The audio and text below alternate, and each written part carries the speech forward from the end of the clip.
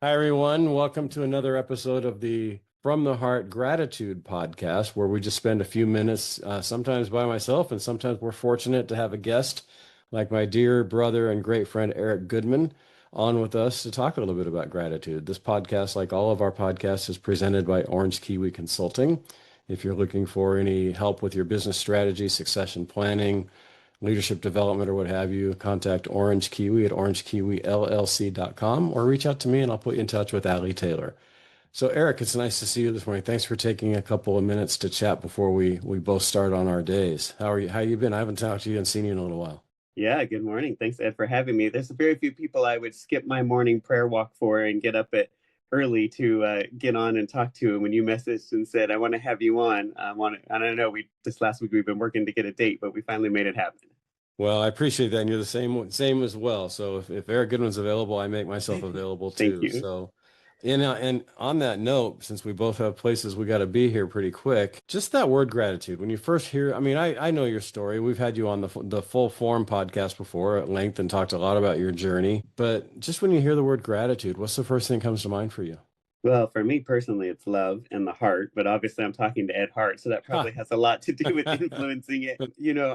I've been writing a book, which is hopefully coming out next month, and I've been speaking a lot on the book recently. I was on Gina's podcast yesterday, making maverick moves, and we were talking, and I was talking to Charles, and this recurring thing keeps coming up the last few weeks as I've been sharing the book and sharing what I'm doing, and I keep because obviously Charles was a instrumental part. Charles Antis was an instrumental part in the book happening and what I'm doing in Orange County. And the thing that keeps coming up, I say, why do you guys do all this? Why do you help all these charities? Why do you do this for all these people? There's got to be a motivation behind it. What's the reason? And I said, you know what? Charles and I have the same heart. We both have the same heart to care for other people and to help other people. That's why we do it. It's just part of our DNA. It's my mission in life. And a lot of that has to do with gratitude, right? I mean, Yeah. I'm thankful for what we can do, what we have. And I'm thankful that God's got me here on this earth on this mission to do this. And I don't know. It's just the two just seem synonymous to me now. How do you think that started? Do you have a memory that goes back? I know your story of when you were a teenager in the body cast, and if you want to hear that full length story, I'll put the link to our initial podcast that I had with Eric on last year, so you can listen and watch that. But is there a moment in time or an era in your life where that clicked for you that, kind of like I've been given so much, I need to give back?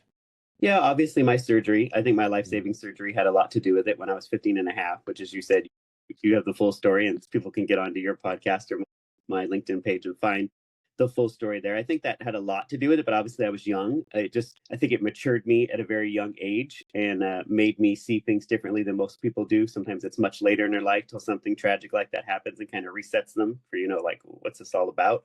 But then there's just certain people in your life, like, Charles, obviously meeting Charles and his love, Don Reese, I mean, I met you and everybody in the community for what, a year kept saying, you got to meet Ed. You got to meet I Ed. was getting the And you same got to thing know about you. Ed. You don't know Eric What, Goodman yet? what, How's that what possible? connected? What, I mean, it's just crazy. And then we met and it was that instant feeling of the heart is the same, the gratitude is the same, the faith is the same, the love for people is the same. And so when you're around people like that all day, every day, and that's the people you surround yourself about, I think it's hard not to have gratitude or to click. And of course, like you and me both. I mean, we're human, and even though we're faithful, we struggle. And a lot Yeah. of times we don't have gratitude. But in the end, when it's all said and done, and we've learned a hard lesson that we didn't want to learn, we look back on it and say, I'm thankful for that. But during the season and the time, obviously, we weren't. You and I both had our struggles recently with, the economy and funding and Medi-Cal and the state and budgets and banking. I mean, we've Right, both been through exactly. it. Yeah, we've been down that road We've been together. down We're kind that of on the road, road still. but we still find that place in our heart to have love and to be grateful for the relationships and the people in our lives and the nonprofits we serve on that are depending on us and counting on us to lead. And I know that's what keeps me going every day. Yeah. What wisdom or advice do you have for somebody that you've spoken very openly about mental health? You've Yeah. hosted the last couple of years the Mental Health Day at Cal State Fullerton, Yeah. along with Charles and others. There's a lot of people around us going through some pretty severe and significant struggles. What wisdom or advice would you share with someone like that that's just having trouble finding, any gratitude right now because things are so tough? Yeah, that's a good question. Yeah, and thank you. We did do our mental health and wellness event, the C-suite executives. The first year we started that event 3 years ago, we had 50 people. Second year we had 80. Last year we had 100, and it's all C-suites. So you had 100 C-suites in Orange County that came together for a full day to learn how we can do our mental health and wellness better and how we can support our teams. So clearly, the numbers I think show that there's a need for it in the Yeah. community in Orange County, and that a lot of us CEOs are struggling, and maybe we're not all of them are public about it like I am, but they know that they have to be well for their teams to be well, which is the whole premise of why I started the event. But yeah, for sure, one of the things that I think, which obviously has a lot to go with my book. The title of my book is What's Your Mindset? But I think the reason that I always have to get my mindset in the right place is to get my heart in the right place. And my faith is that I don't want to let my emotional side of my body control me, anxiety, depression, anger, whatever that may be. But a lot of times my body is out of control, but it's really my mind I know that's controlling that. So once I get my mind in the right place, then I'm able to say, okay, this is why this is happening. There is a lesson learned from it. I need to be thankful for it and I have gratitude. But I think too many people let their mind go into that negative space. Then you start on that downhill spiral. And then next thing you know, now you've made yourself sick, right? Your body's reacting to your mind and you don't feel good, you're tired, you won't work out, you won't eat right, you don't drink, Yeah. you're exhausted. Yeah, because your body's now reacted to what your mind, the place you put your mind in, and everything's off. So we got to get our mind in the right space to be able to have gratitude, I think.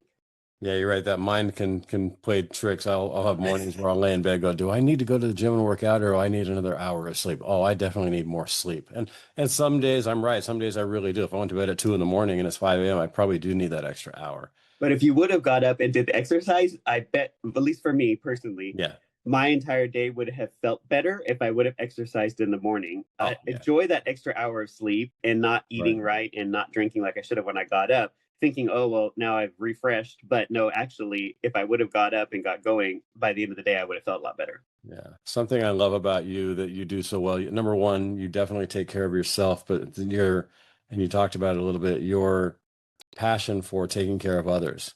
I mean, in your profession, it's what you do. Yeah, you get paid to do it, but your profession is about caring for others, but your community service and your life. And when I think of gratitude, I think of people. And I think of God first, obviously, and how grateful I am for him. I wear these bracelets on my wrist that says God's got this, because it's a reminder for me that no matter what I'm going through, it's really in his hands.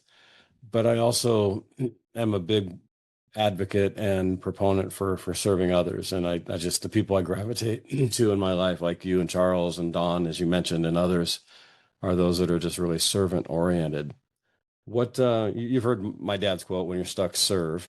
And It I've came up really, yesterday on the podcast, so wait until you did it see me on really? the Oh, podcast. wow. Boy, She Jack said to Hart. me, well, she hears all the work I do and everything I do in the conversations. She said, "You always say when you're stuck, serve." I said, "No, that's Ed Hart says that, and his dad." But I said, "But you've heard me say it so many times because I live by what Ed says." So we talked about you yesterday on the Oh, I podcast. appreciate that. Gina and I have been talking about having her on mine and me on hers as well. We need to just make that Well, happen. she almost gave me credit for your quote. Oh, She no. tried. Well, that's all She right. tried to.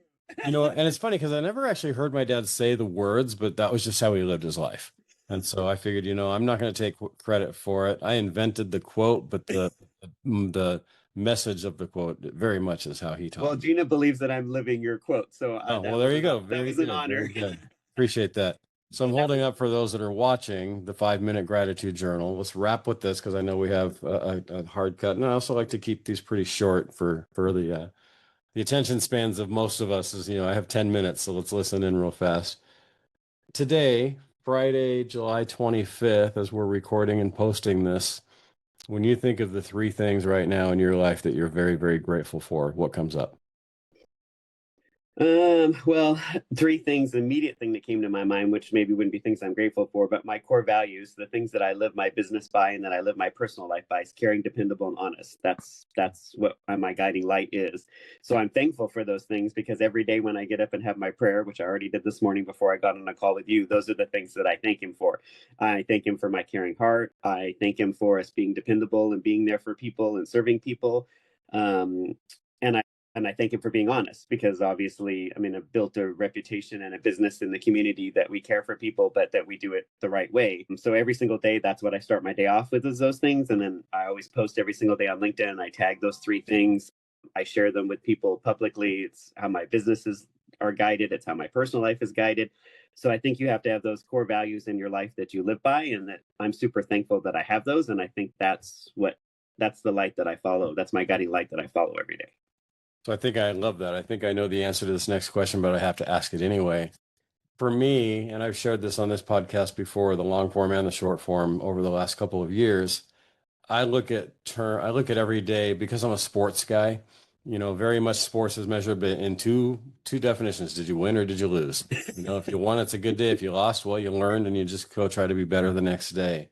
So when I lay down at the end of every night and I put my head on the pillow, the last question I ask myself always is, did I win or did I lose today? And a loss doesn't happen that often, because a win for me is, did I engage with people? Was I authentic? Was I caring? Was I honest? Like to your points as well. Do I feel like I had influence and made an impact? Because those are the things that really drive me. When you look back at the end of your day today, July 25th, let's think of just this snapshot we're in right now.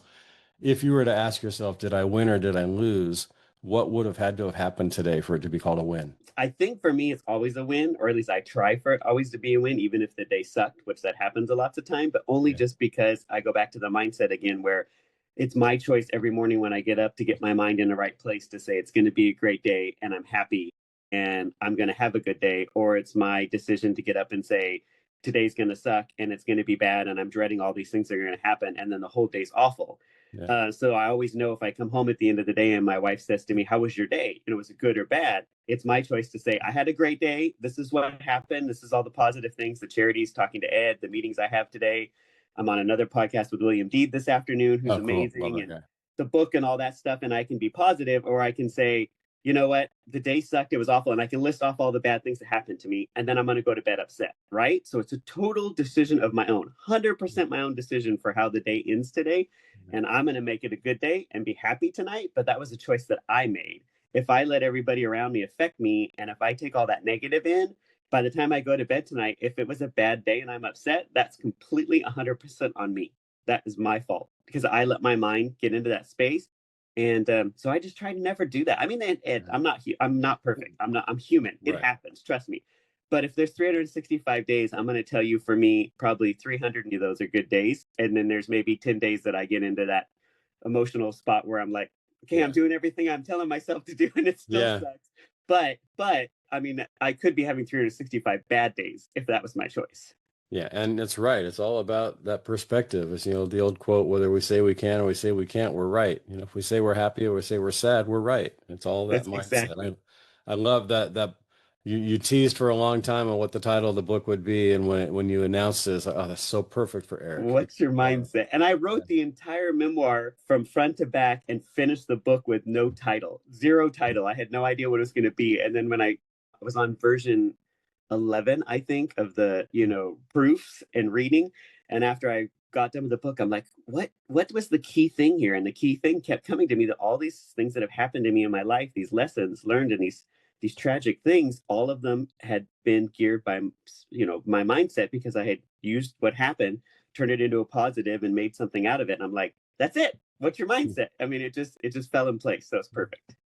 So, last thing, what's your hope for the reader when the person picks up the book and reads it? What do you hope they do? Not, I mean, what you hope they feel and everything, and that's great and that's important, but what action do you hope they take?